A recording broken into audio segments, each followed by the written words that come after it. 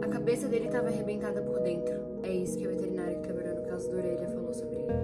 No dia 15 de janeiro de 2026, o Orelha, que era um cãozinho comunitário da Praia Brava de Florianópolis, Santa Catarina, um cãozinho idoso de 10 anos, foi atacado por um bando de adolescentes e morto, enquanto eles brincavam de quem dava porrada mais forte com pregos na cabeça dele.